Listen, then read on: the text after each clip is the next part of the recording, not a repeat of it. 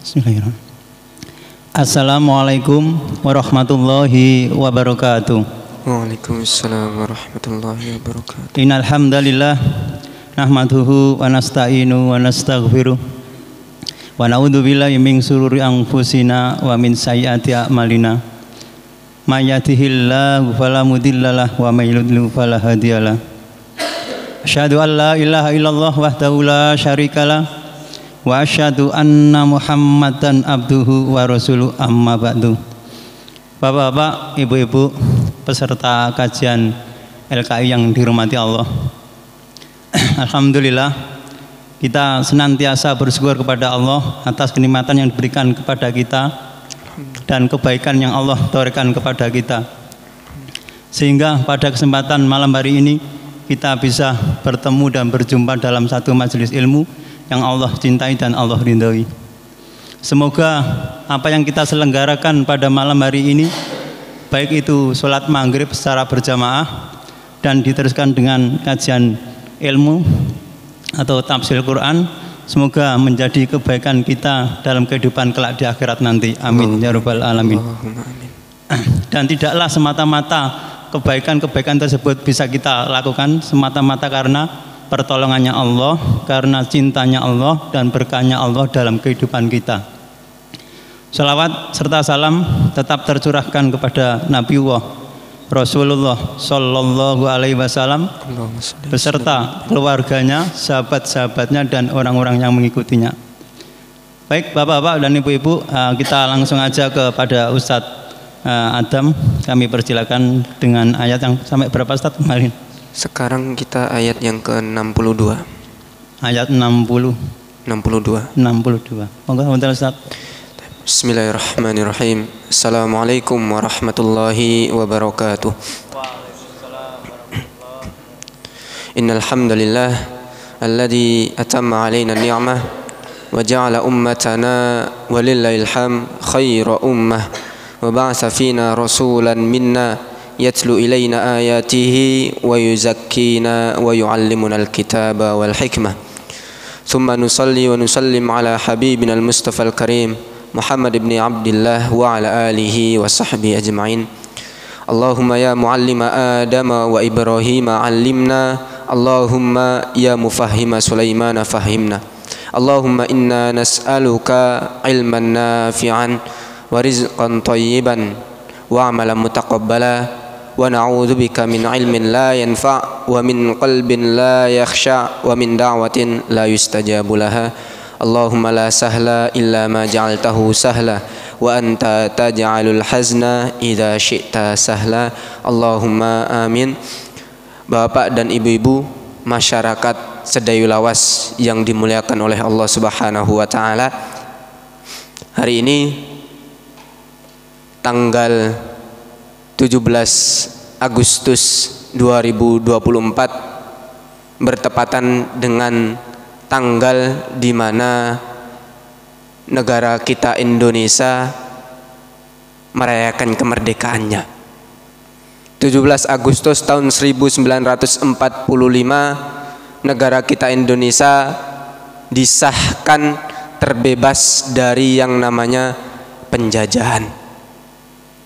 Maka di setiap 1 tahun sekali di tanggal 17 Agustus masyarakat Indonesia bersuka cita, bersyukur terhadap nikmat Allah Subhanahu wa taala berupa nikmat kebebasan jasmani mereka dari segala bentuk penjajahan.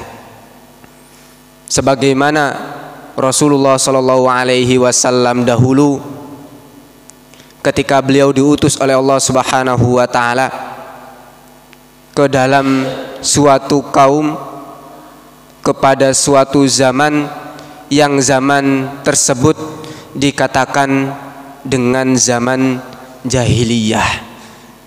Zaman jahiliyah adalah sebuah zaman yang kebodohan itu lebih banyak daripada kepintaran. Orang yang bodoh lebih banyak daripada orang yang berilmu. Pada saat itu orang-orang mungkin tahu bahwasanya hal tersebut sebuah kemaksiatan. Orang-orang di sana mungkin tahu kalau hal tersebut adalah sebuah kemungkaran, sebuah hal yang ketika dilakukan oleh seseorang, hal tersebut pasti dibenci oleh orang lain.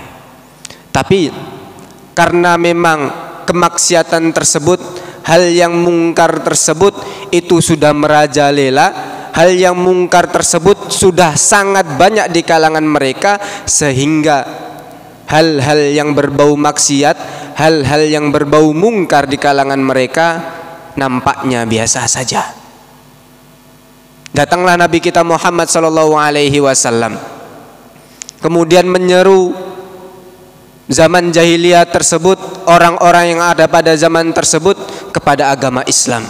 Yang kita tahu agama Islam adalah rahmatan lil alamin, rahmat bagi seluruh alam. Tapi tahukah kita apa arti dari rahmat itu sendiri? Tahukah kita maksud dari rahmat itu sendiri? Mungkin sebagian orang menganggap rahmatan lil alamin di dalam Islam adalah hanya sekedar senyumannya kepada orang lain. Rahmatan lil alamin di dalam Islam ada yang menganggap hanya sekedar sedekahnya dia kepada orang lain, membantunya dia kepada orang lain. Tapi rahmatan lil alamin dari Allah Subhanahu wa taala bukan hanya sekedar itu. Tapi yang dimaksud rahmatan lil alamin adalah syariat Islam itu sendiri. Sedekah rahmatan lil alamin, berkurban rahmatan lil alamin. Begitu juga dengan hukum-hukum yang menurut orang hukum tersebut keras, seperti hanya potong tangan, seperti hanya rajam, seperti hanya cambuk dan lain sebagainya. Maka orang-orang menganggap Islam itu rahmatan lil alamin, maka hal-hal seperti ini tidak boleh.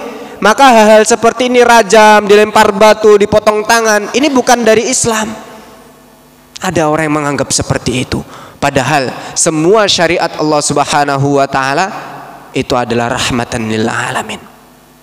Hujan, kalau kita melihat turunnya hujan, satu tetes, dua tetesnya itu rahmatan lil alamin. Derasnya hujan yang turun itu rahmatan lil alamin dari Allah Subhanahu wa taala. Tapi jarang ada orang yang menganggap ketika turun hujan saking derasnya sampai menimbulkan banjir, jarang ada yang menganggap itu rahmat dari Allah Subhanahu wa taala. Yang dianggap adalah hal yang negatif saja, yang dianggap adalah musibah saja. Padahal di dalam musibah, cobaan yang diberikan Allah Subhanahu wa taala, di dalamnya terdapat rahmat dari Allah Subhanahu wa taala. Oleh karenanya ketika Nabi kita Muhammad SAW datang ke zaman tersebut, zaman jahiliyah, zaman yang kebodohan merajalela, orang-orang menyambutnya dengan sukacita. Termasuk orang-orang yang saat itu masih dilabeli sebagai seorang budak. Budak terkekang hidupnya, budak diperjualbelikan, budak diibaratkan barang yang mau diapakan oleh tuannya terserah. Kenapa? Karena yang namanya budak itu tidak merdeka jasadnya. Yang namanya budak itu mereka tidak merdeka tubuhnya. Sedangkan Rasulullah SAW ketika datangnya Islam, membawa ajaran Islam, mengajarkan bahwa semua manusia itu bebas, merdeka, apanya? Hatinya. Kita tahu sebuah kisah bagaimana Bilal radhiyallahu anhu wa ardahu. Bilal seorang budak, hitam kulitnya, mungkin tidak dianggap oleh orang banyak. Tapi ketika itu Bilal radhiyallahu anhu wa ardahu disiksa oleh tuannya, tanpa pakaian sedikit pun kecuali celana. Telanjang dada beliau diseret di tengah padang pasir, kemudian ditimpakan di perutnya batu yang sangat besar. Ini seorang budak. Kemudian tuannya mengatakan kepada Bilal radhiyallahu anhu, "Ya Bilal, irtad, murtad kamu. Keluar kamu dari Islam." Kenapa? Karena tuannya tahu bahwa Bilal ini sudah menerima dakwah Rasulullah sallallahu alaihi wasallam. "Ya Bilal, irtad, murtad kamu wahai budak." Apa jawab Bilal radhiyallahu anhu wa ardahu? "Ahad, Irtad ahad, irtad ahad. Yang diucapkan dari lisan Bilal radhiyallahu anhu wardahu, seorang budak yang diperjualbelikan.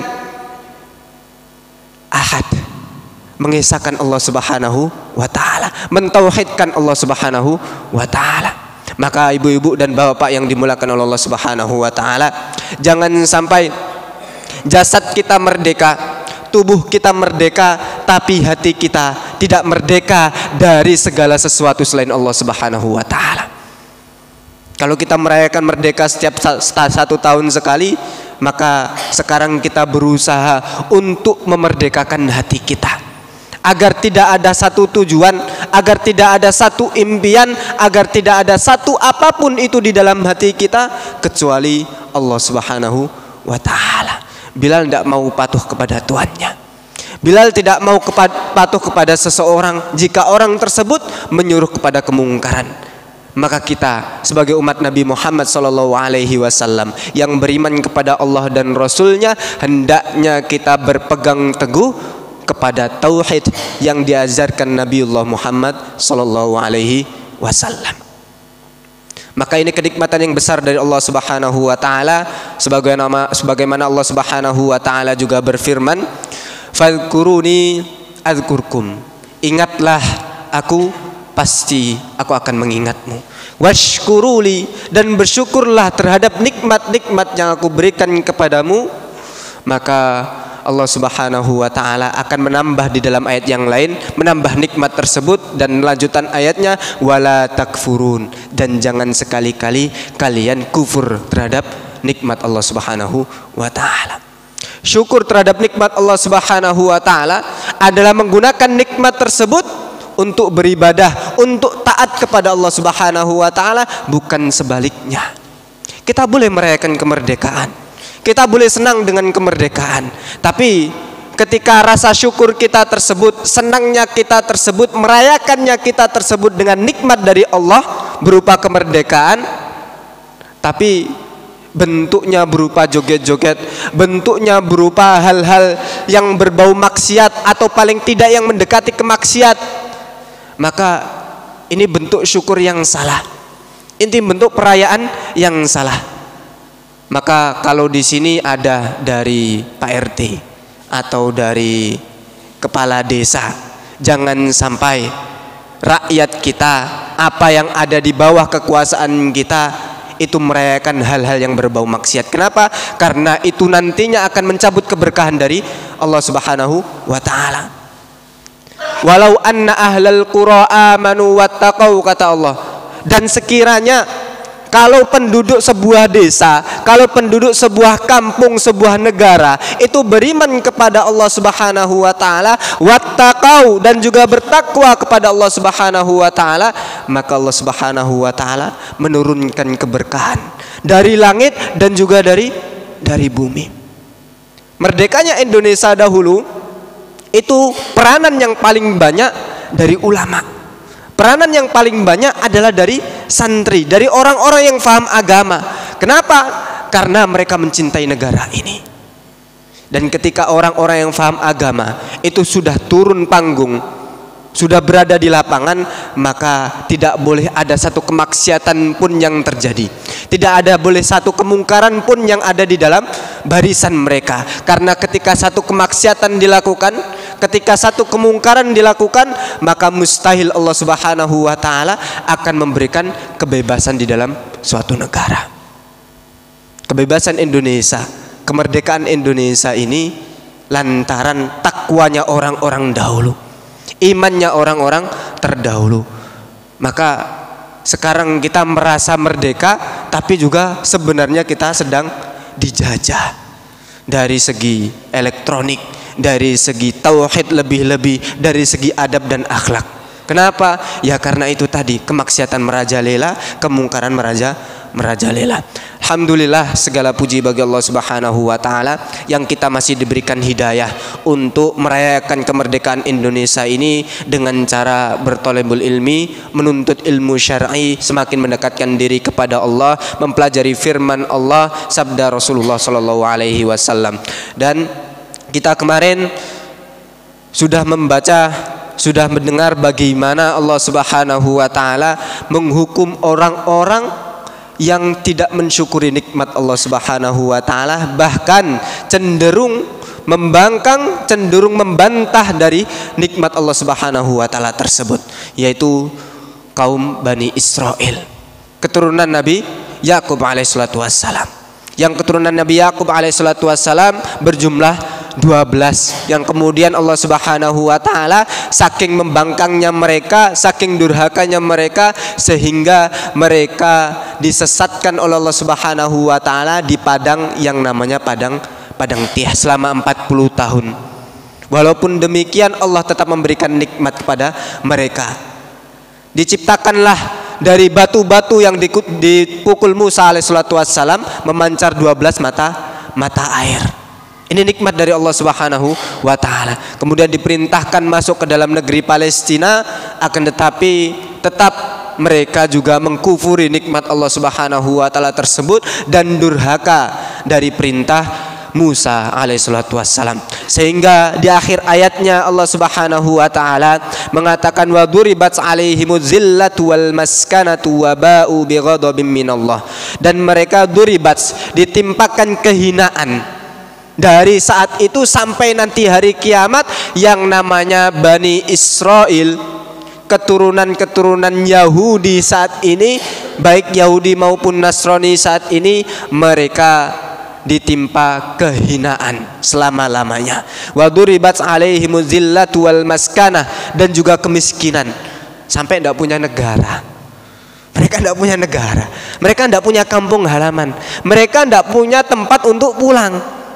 Makanya mereka menjajah Palestina. Semoga Allah Subhanahu wa taala memerdekakan saudara-saudara kita di Palestina, dan juga menghinakan orang-orang yang membantai saudara kita, menghinakan orang-orang yang menghinakan saudara kita. Allahumma amin. Wa ba'u bighadabim minallah, dan mereka mendapatkan murka dari Allah Subhanahu wa taala. Zalika bi annahum kanu yakfuruna bi ayatillah. Sebabnya karena mereka itu kufur terhadap ayat-ayat Allah Subhanahu wa taala. Tanda-tanda kekuasaan dari Allah sudah ditunjukkan oleh Musa alaihissalatu wassalam.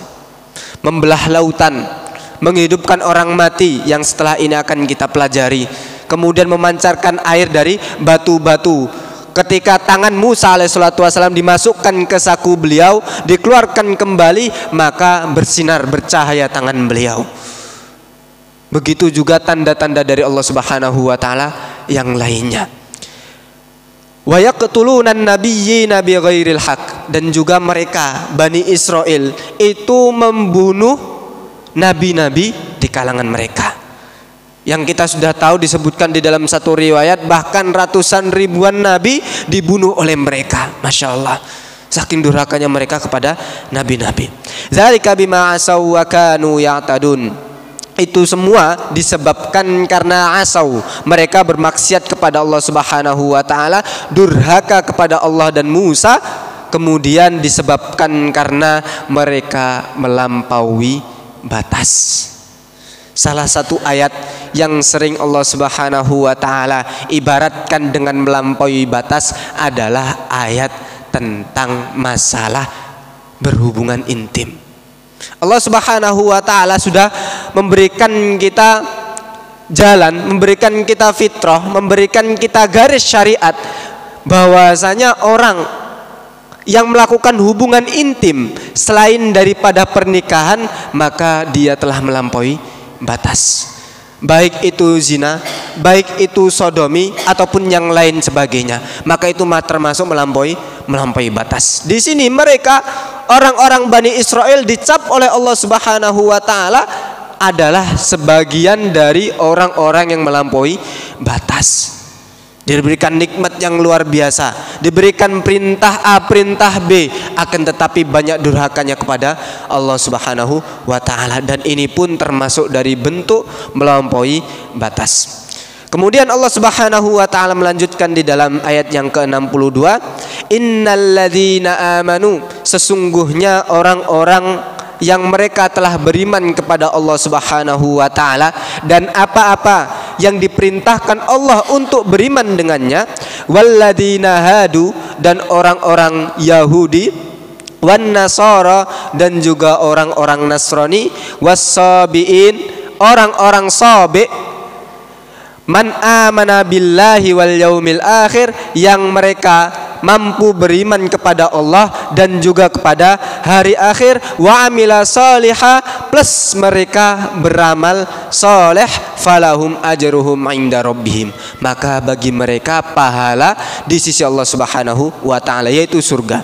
Wala khaufun alaihim wala hum yahzanun, dan mereka tidak akan merasa yang namanya takut dan juga yang namanya sedih. Di dalam ayat ini Allah Subhanahu wa taala mengatakan ada 4 golongan.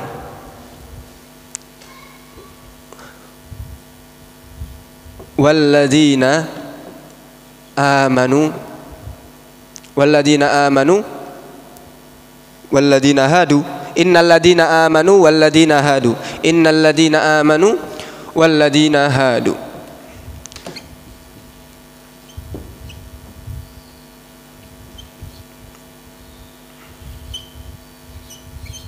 Habis.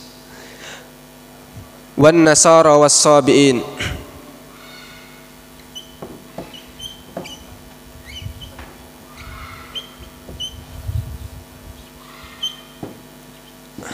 Nah, di sini Allah Subhanahu wa taala menyebutkan golongan yang pertama adalah orang-orang yang beriman. Golongan yang kedua adalah orang-orang Yahudi. Ketiga adalah Nasrani, dan yang keempat adalah as-sabi. Dan di dalam ayat ini banyak sekali syubhah yang dilontarkan dari mereka orang-orang liberal. Mereka mengatakan, loh, tafsiran dari ayat ini berarti semua orang, baik orang beriman, mukminnya, baik Yahudinya, baik Nasraninya ataupun sabinya, ketika mereka mampu beriman kepada Allah, beramal soleh, maka mereka balasannya apa tadi? Surga dari Allah. Falahum ajruhum inda rabbihim, dapat pahala di sisi Allah, surganya. Wala khaufun alaihim wala hum yahzanun, mereka tidak sedih dan juga tidak merasa takut. Tapi itu adalah tafsiran yang batil, itu adalah tafsiran yang salah. Maka jangan sampai ada yang mengatakan semua agama itu sama. Jangan ada yang mengatakan semua umat yang percaya adanya Tuhan itu sama, yang membedakan hanya kitabnya saja. Maka seperti ini adalah pemikiran yang batil, pemikiran yang rusak, pemikiran yang salah. Di dalam ayat ini Allah Subhanahu wa taala benar menyebutkan innalladzina amanu, orang-orang yang beriman, walladzina hadu, dan orang-orang Yahudi. Siapa itu Yahudi? Yahudi dikatakan adalah merupakan anak keturunan dari Yahuda, salah satu anak tertua dari Nabi Yakub alaihissalatu wassalam. Nabi Yakub alaihissalatu wassalam melahirkan anak keturunan, kemudian anak keturunannya tersebut dinamakan dengan Yahuda. Dan ada juga yang mengatakan asal muasal dari nama Yahudi ini adalah firman Allah Subhanahu wa taala yang artinya mereka telah bertobat kepada Allah Subhanahu wa taala dari penyembahan sapi, telah mendapatkan petunjuk di dalam bahasa Arab namanya hadayahdi, memberi petunjuk. Maka Yahudi berasal dari ayat tersebut. Dua perkataan ini. Kemudian yang ketiga adalah sama aja. Yang ketiga adalah Nasoro disebutkan di dalam tafsir Ibnu Katsir di sini, asal muasal dari kata Nasoro adalah Nasiroh, berasal dari Nasiroh. Nasiroh adalah tempat kampung halaman dari Nabi Isa alaihissalatu wassalam. Nasiroh adalah kampung halaman dari tempat dilahirkannya Nabi Isa alaihissalatu wassalam. Itu perkataan yang pertama. Perkataan yang kedua, Nasara diambil dari firman Allah Subhanahu wa taala ketika Allah Subhanahu wa taala berfirman, ya ayyuhalladzina amanu kunu ansarallah kama qala Isa bin Maryam lil hawariyin man ansori ilallah. Siapa yang menjadi penolongku? Maka mereka mengatakan qalu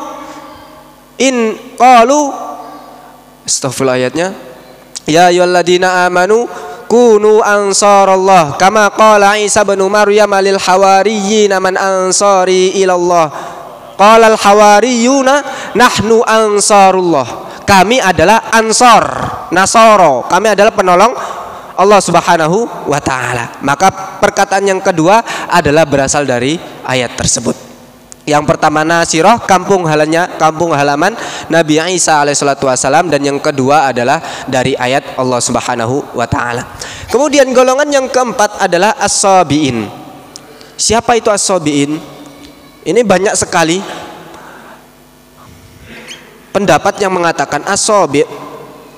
Ada yang mengatakan as-sabi' berasal dari pecahannya Yahudi. Pecahannya Yahudi. Yang pertama, ada juga yang mengatakan as-sabi' adalah pecahan dari Nasara itu sendiri. Pertama pecahan dari Yahudi, kedua pecahan dari Nasara. Seperti sekarang Kristen. Awalnya Kristen. Setelah itu pecah dari Kristen, ada yang namanya Kristen Protestan. Senengannya protes. Kristen Protestan. Maka ada yang mengatakan seperti itu. As-sabi' adalah awalnya mereka Nasara, awalnya mereka Yahudi, kemudian mereka keluar dari dari agama Yahudi ataupun Nasrani, kemudian membuat agama sendiri. Yang ketiga, dikatakan as-sabi' sampai sekarang masih ada. Sampai sekarang masih ada, tapi kita tidak pernah dengarkannya. As-sabi' adalah penganut Nabi Yahya alaihissalatu wassalam. As-sabi' adalah penganut Nabi Yahya alaihissalatu wassalam, dan dikatakan sampai sekarang pun masih ada. Tapi jumlahnya mungkin sangat sedikit sehingga jarang sekali kita dengar. Nah, dari keempat golongan ini, orang-orang yang beriman, orang muslim, beriman kepada Allah dan Rasulnya, kemudian orang Yahudi, orang Nasrani, orang-orang sabi' yang mampu beriman kepada Allah dan hari kiamat, kemudian mampu mengamalkan amalan soleh, maka janji dari Allah Subhanahu wa ta'ala mendapatkan surga, pahala di sisi Allah, tidak merasa takut dan juga tidak merasa sedih. Maka fitnah yang dilontarkan oleh orang-orang liberal adalah, oh berarti mereka semua dapat kesempatan masuk ke dalam surga, berarti selain Islam bisa masuk ke dalam surga. Maka kita bantah dengan tafsiran para ulama yang tidak ada satupun ulama, baik dari Asy'ariyah, baik dari Mu'tazilah, baik dari Syiah, hatta sampai Syiah pun tidak ada yang mengatakan tafsiran dari ayat ini itu semua agama bisa masuk ke dalam surga. Hanya orang-orang liberal yang otaknya sudah rusak. Dikarenakan apa? Dikarenakan mempelajari kitab-kitabnya orang-orang kafir. Doa ada Pak. Hati-hati. Ibu-ibu juga kalau punya keluarga, anak, cucu atau apapun itu yang ingin belajar agama, maka tolong diarahkan belajar agamanya bukan ke negeri barat. Jangan diarahkan belajar agamanya ke Amerika, ke Inggris, ke Prancis. Ya salah no Pak. Salah. Pusatnya agama Islam, pelajaran agama Islam, syariat Islam itu ada di Timur Tengah, baik Yaman, Sudan, Mauritania, Madinah, Mekah, dan negara-negara yang kita kenal dengan ulum syar'inya. Gak ada orang-orang yang anaknya justru nak mau belajar agama, mau diarahkannya kemana? Jepang, diarahkannya kemana? Amerika. Salah, rusak pikirannya. Makanya zaman sekarang ini banyak sekali mungkin sudah hafal ayat ini dan ayat itu, hadisnya banyak yang dihafal, tapi ketika kembali pulang justru pemahamannya rusak. Kenapa? Ya karena yang mereka ambil dari ilmu tersebut bukan diambil dari sumbernya langsung, mereka ambil dari orang-orang kafir. Ada satu cerita di majelisnya Syekh Utsaimin rahimahullahu taala. Syekh Utsaimin itu memiliki yang saya tahu dan saya kenal dan saya sudah belajar bersama beliau, memiliki murid dua. Pertama Ustadz Sofi Muallim, Allah yarhamuhu rahmatan wasi'ah. Yang kedua Ustadz Rashid Ridho Ba'asyir. Ustadz Rashid Ridho Ba'asyir ini saya sempat belajar bersama beliau sekitar 4-5 tahun. Ustadz Sofi Muallim 1 tahun lebih bersama beliau. Nah, pernah diceritakan di majelisnya Syekh Utsaimin rahimahullahu taala itu ada satu murid yang lama sekali belajar bersama beliau, gak lulus, gak metu-metu, dan semuanya sudah tahu bahwasanya laki-laki ini yang belajar dari Syekh Utsaimin rahimahullahu taala adalah orang kafir.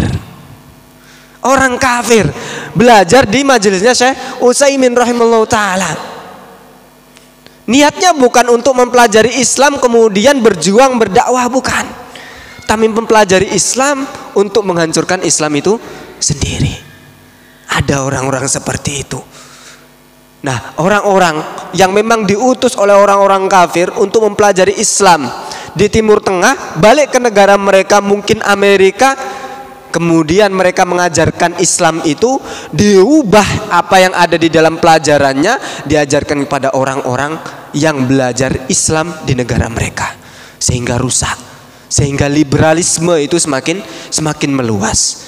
Maka kita perlu hati-hati. Pemahaman anak-anak kita, pemahaman cucu-cucu kita jangan sampai terjangkit dengan pemahaman-pemahaman liberal, pemahaman yang bebas.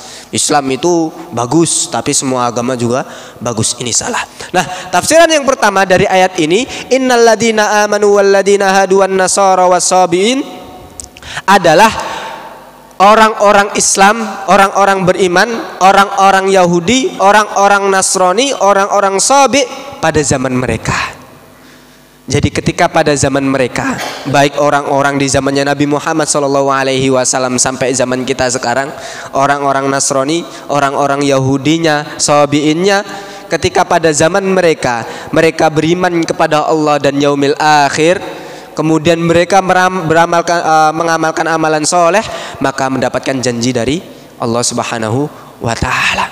Tafsiran yang pertama. Tafsiran yang kedua, innal ladzina amanu wal ladzina hadu, bahwasanya ketika Allah Subhanahu wa Ta'ala mengatakan di dalam Al-Qur'an maupun Rasulullah SAW mengatakan di dalam hadisnya, menyebutkan di situ ada kata iman.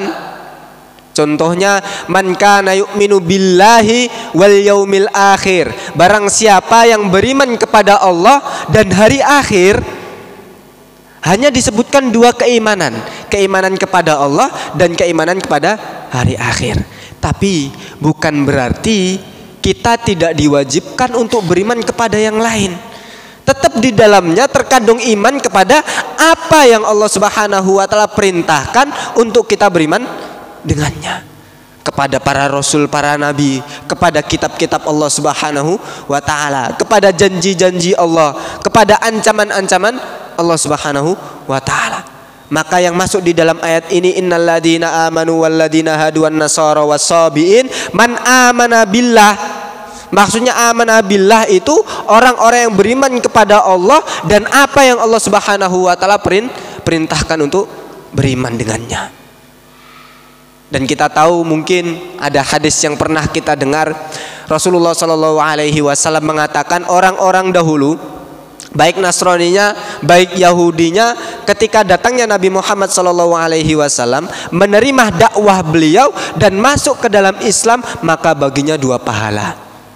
Baginya dua pahala. Pahala ketika dia waktu itu taat, beriman, patuh, beramal soleh dengan Nabi sebelumnya, ajaran sebelumnya. Dan pahala yang kedua adalah pahala ketika dia masuk ke dalam Islam. Maka kedua tafsiran ini adalah tafsiran yang memang diajarkan oleh ulama-ulama kita. Bukan tafsiran yang diajarkan oleh orang-orang liberal yang mengatakan semua agama saya salah. Maka hal seperti ini harus kita hindari. Nah, janji Allah Subhanahu wa Ta'ala kepada orang-orang ini semua yang mampu beriman kepada Allah, mampu beriman kepada Rasulullah SAW dan para nabi terdahulu, kitab-kitabnya, hari akhir, takdir Allah Subhanahu wa Ta'ala, baik yang baik maupun yang buruk. Maka orang-orang ini yang mendapatkan janji dari Allah Subhanahu wa taala, berupa pahala dari Allah Subhanahu wa taala, yaitu surga dan juga mendapatkan ketenangan baik ketika dia hidup di dunia maupun nanti ketika dia sudah dipanggil oleh Allah Subhanahu wa taala. Loh, semua manusia, kenapa kok ada lomba-lomba yang sedemikian rupa banyaknya ini? Lomba tarik apa? Tarik tambang, lomba panjat pinang, lomba ini dan lomba itu. Manusia sifatnya satu, apa itu? Mencari kebahagiaan. Mencari kebahagiaan, mencari kemenangan, kata Pak Budi. Mencari kebahagiaan. Tidak ada satu manusia yang hidup di dunia ini kecuali dia menginginkan kebahagiaan. Tapi banyak di antara manusia yang menganggap, oh, kebahagiaan itu ada di kekayaan. Kebahagiaan itu ada di ketenaran. Kebahagiaan itu ketika saya mampu menduduki jabatan yang tinggi, menteri misalkan, presiden, hatta, maka saya sudah bahagia. Bukan seperti itu kebahagiaan. Kebahagiaan adalah ketika hati kita mampu merdeka dari selain Allah Subhanahu wa taala. Ketika hati kita hanya satu tujuannya, yaitu Allah Subhanahu wa taala. Kenapa? Karena ketika kita mampu menjadikan Allah Subhanahu wa taala satu-satunya tujuan, Allah Subhanahu wa taala memberikan hadiah ini. Apa itu? Ketenangan tanpa rasa takut dan juga tanpa rasa sedih. Imam Syafi'i rahimahullah taala pernah mengatakan, ghayatullah, ridhonya Allah Subhanahu wa taala, ghayatun la tutrak, suatu tujuan yang tidak boleh ditinggalkan. Ridho Allah Subhanahu wa taala tujuan yang tidak boleh kita tinggalkan, yang tidak boleh kita lupakan. Wa ghayatun nas wa ridwan nas, dan ridhonya manusia, ghayatun la tudrak, sebuah tujuan yang tidak akan mungkin bisa kita dapatkan. Loh, kita mau semua orang cinta, senang, suka dengan kita, mustahil. Di sini, bukan di sini, atau mungkin di luar sana, banyak orang yang tidak suka dengan saya, banyak orang yang membenci saya, banyak orang yang mencaci maki saya. Kenapa? Karena fitrahnya seperti itu.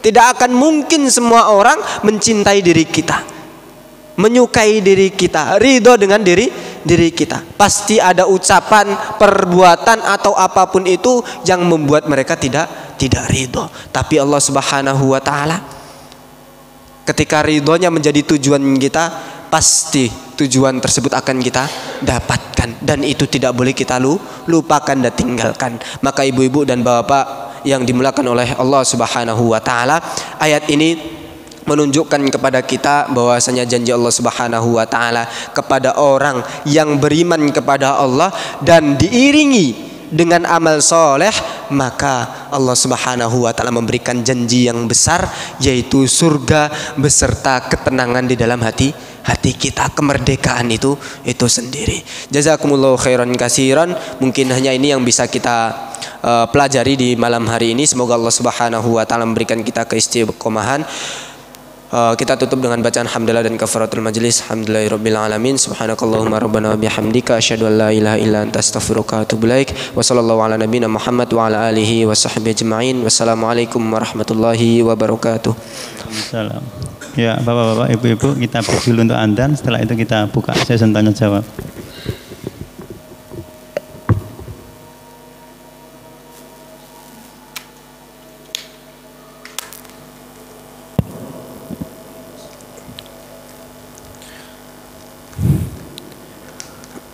Allahu akbar, Allahu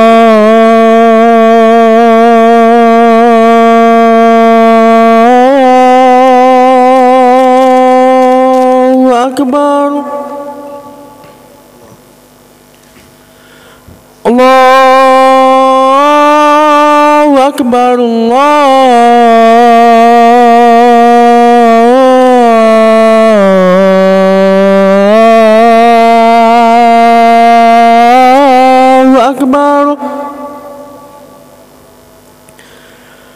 asyhadu an la ilaha illallah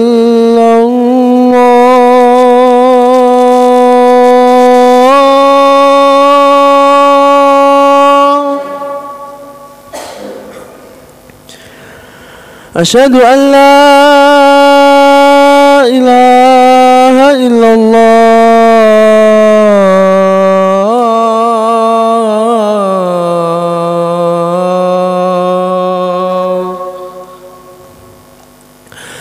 أشهد أن محمد رسول الله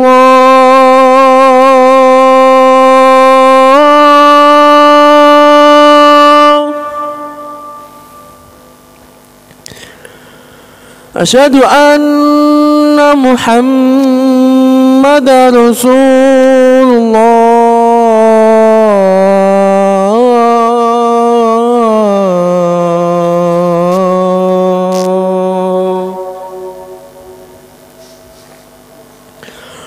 حي على الصلاة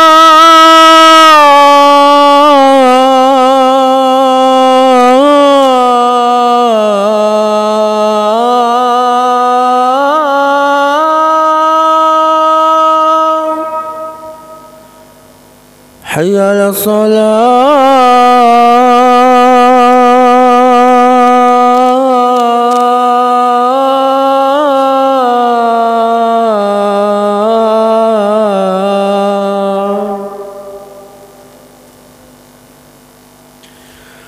حي على الفلاح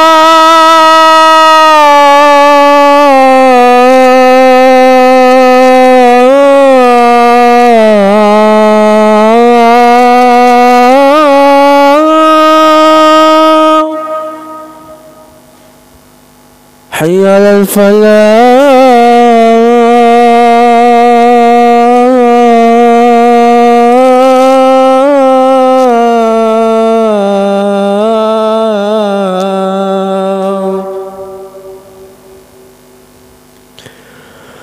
الله أكبر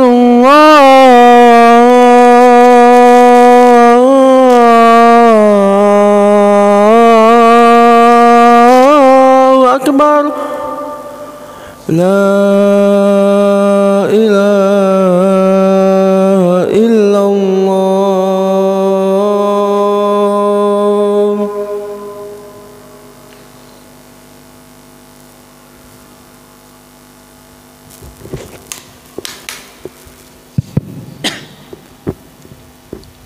Ya, monggo Bapak-bapak, Ibu-ibu. Kami buka session tanya jawab. Iya, Pak Rosid nih, Abud.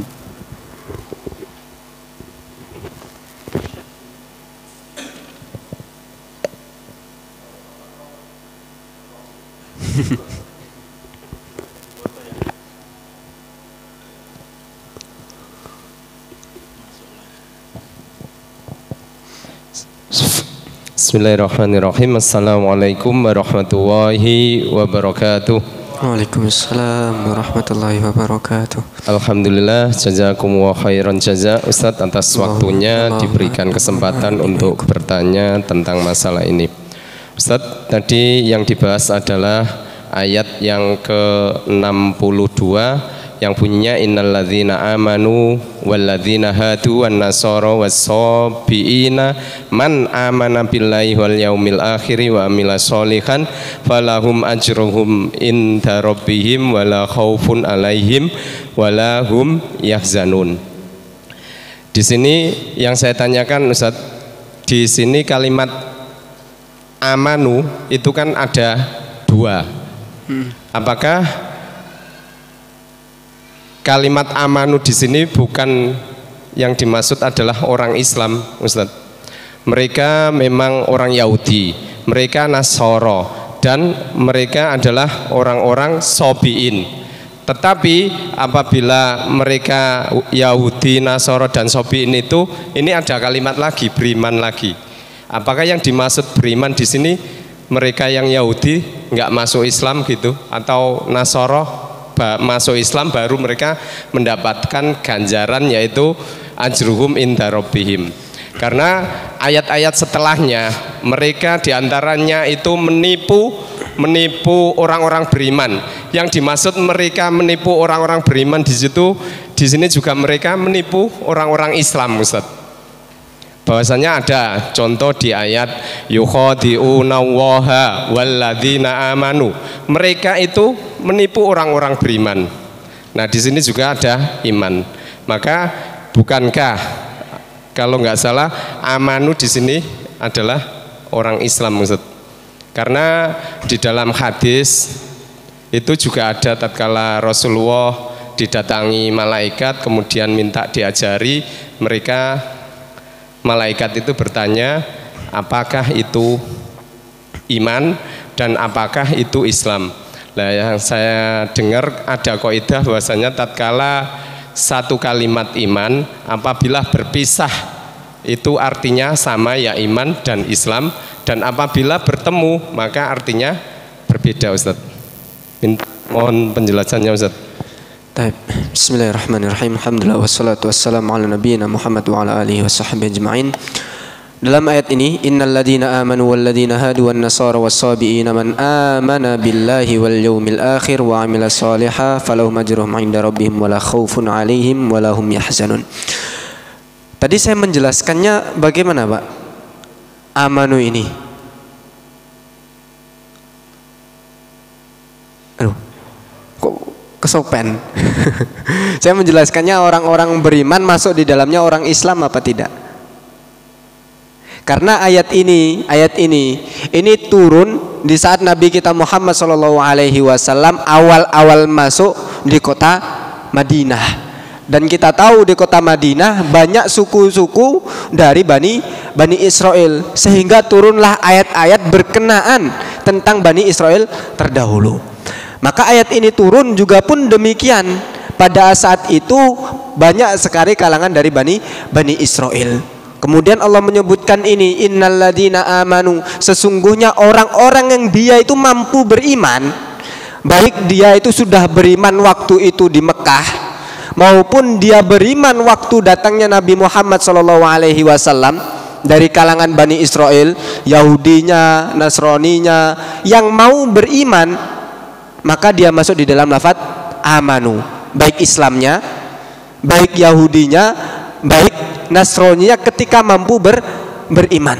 Kemudian walladzina hadu wan nasara was-sabiin, dan juga orang-orang hadu wan nasara was, orang-orang Yahudi, orang-orang Nasrani dan sabiun. Tadi tafsiran yang pertama adalah di zaman mereka. Orang-orang yang mampu beriman kepada Allah Subhanahu wa taala pada saat ayat ini turun ataupun sebelum ayat ini turun maka masuk di dalam lafaz amanu.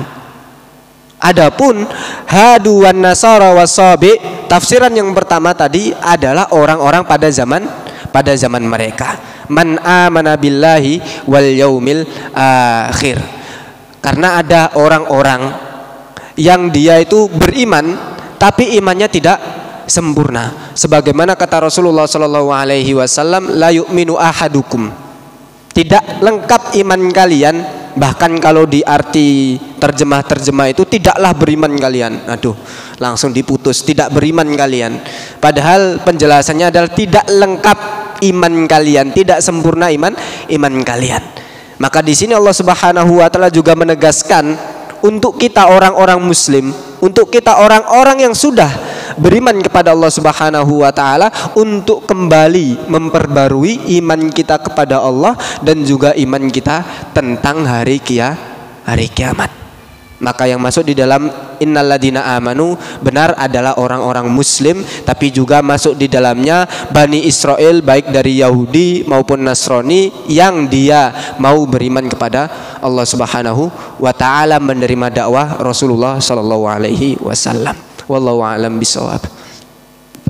Demikian Pak Rosid nggih. Monggo yang lainnya satu lagi.